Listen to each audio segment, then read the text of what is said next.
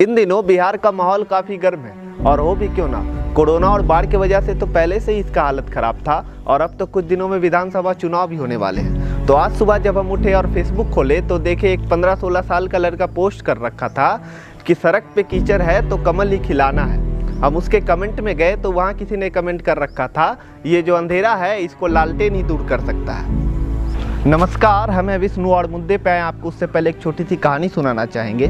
मेरे पड़ोस में एक बच्चा रहता है जिसकी उम्र कुछ 10-12 साल होगी और उसे एक क्रिकेटर बहुत ज़्यादा पसंद है। तो हालत ये है कि अगर कोई व्यक्ति उसको उसके पसंदीदा खिलाड़ी के खिलाफ कुछ बोल दे तो उससे सहन नहीं होता है, उसे गुस्सा आ जाता है, वो उससे लड़ने लगता है। और ऐसा ही कुछ हालत आजकल हमारे देश के लोगों का भी है। अगर उसे कोई नेता या कोई राजनीतिक पार्टी पसंद है और आप उसके खिलाफ कुछ लिख दे या कुछ कह दे तो उनसे सहन नहीं होगा, वो आपसे आके लड़ने लगेंगे, चाहे वो बात सच्ची क्यों ना हो। तो मैं बस ये कहना चाहूँगा कि ऐसे लोग जो अपने पसंदीदा नेता या पार्टी के खिलाफ एक शब्द सुन नहीं सकते, वो मेरे लिए उस 10-12 साल के बच्चे के ही बराबर है, चाहे आपकी उम्र कितनी भी हो।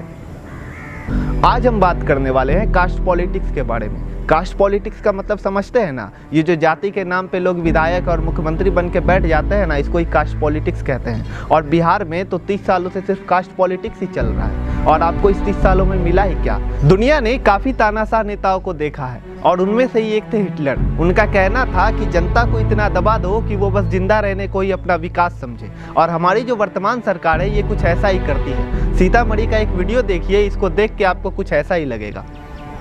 पैसा हम लोग कोई जान बच गया, वो 1 लाख समझ बढ़िया। हम लोग घर भी गिर गए, चल के देख बाल बच्चा बच गया, वही एक समझिए सरकार बड़ी अन्याय।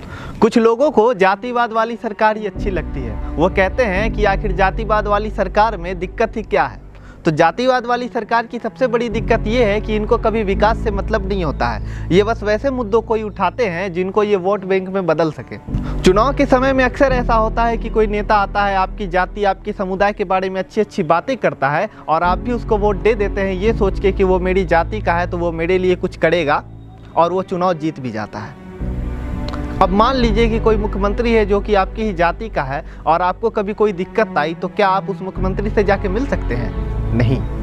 आज हम सरकार से कोई सवाल नहीं पूछने आए हैं, ना ही हम आपको यहाँ पे कोई फैक्ट बताने के लिए आए हैं। अभी सबसे ज़्यादा युवा बिहार में है और इनकी ताकत हम देख ही चुके हैं। जब हाल ही में इंडस्ट्री इन बिहार पूरी दुनिया में ट्रेंड कर रहा था, लेकिन इन युवाओं को अपने फ्यूचर के बारे में सरकार से सवाल नहीं पूछना है, बल्कि इन्हें तो फेसबुक और ट्विटर पे जात और धर्म के नाम पे डिबेट करना अच्छा लगता है। हम आपसे पूछना चाहते हैं कि ये जात और धर्म के नाम पे डिबेट करके आपको मिला ही क्या है? अरे आपको अच्छा लगता है क्या बीटेक, एमबीए और पीएचडी करके ये ग्रुप डी का फॉर्म भरना, और वो भी तो आपको मिलता नहीं है। अरे अब समय आ गया है कि ये जात और धर्म वाली सरकार को छोड़ के हम ऐसी सरकार को चुने जो कि हमारे विकास के बारे में सोचे।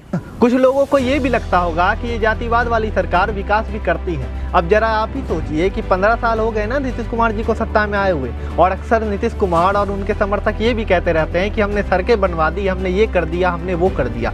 अरे कहाँ बनवा दिया आपने सड़कें?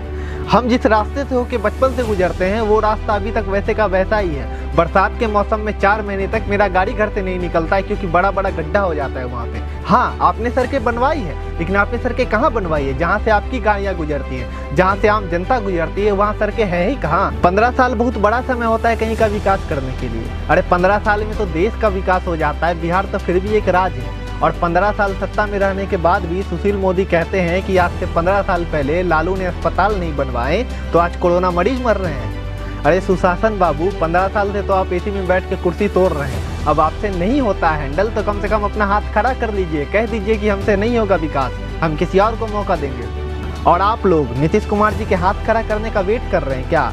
अरे 15 साल तो दे दिए नीतीश को, 15 साल दे दिए लालू को, कब तक यही दोनों के बीच में घूमते रहिएगा? अरे आपके हाथ में ताकत होता है सरकार चुनने का। कम से कम कोई नया पार्टी को इस बार चुनिए, या नहीं तो कम से कम अपने विधानसभा क्षेत्र से कोई निर्दलीय कोई चुनिए जिसको देख के लगे कि कम से कम वो आपके लिए जाके विधानसभा में आवाज़ उठा सके, आपके लिए बात कर सके। 15 साल बहुत बड़ा समय होता है। जो सरकार 15 साल में कुछ नहीं कर पाया उसको आप और 5 साल दीजिएगा तो क्या बड़का झंडा गाड़ देगा? कुछ नहीं बदलने वाला है। अगर आप इस बार भी जाके वही सरकार को चुनते हैं जिसको आप पिछला 30 साल से चुनते आए हैं ना, तो कुछ नहीं बदलेगा। सच बोले तो इसके लिए जिम्मेदार सिर्फ सरकार नहीं है, जिम्मेदार आप और हम भी है। अरे जहाँ पे सबसे ज़्यादा युवा है, जहाँ सबसे ज़्यादा आईएएस निकलता है, जहाँ से इतना बच्चा इंजीनियर बनता है, वहाँ का लोग अपने लिए सही सरकार भी नहीं चुन सकता है, तो उसका यही हालत रहेगा ना। और आगे भी अगर आप वही सरकार को चुनते हैं जिसको आप पिछला 30 साल से चुनते आ रहे हैं ना, तो यही हालत रहेगा। अभी हम लोग झेल रहे हैं, इसके बाद आगे आने वाला पीढ़ी भी झेलेगा।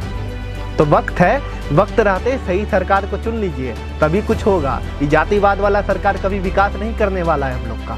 खैर, हमको जो कहना था हम तो कह दिए, अब आप लोग के ऊपर है कि आप जातिवाद वाला सरकार चुनते हैं कि विकास वाला सरकार चुनते हैं। लेकिन जो कीजिएगा सोच समझ के कीजिएगा, क्या कि बात है अपने फ्यूचर का। मिलते हैं अगले वीडियो में फिर कोई नया टॉपिक के साथ। तब तक जय बिहार, जय भारत।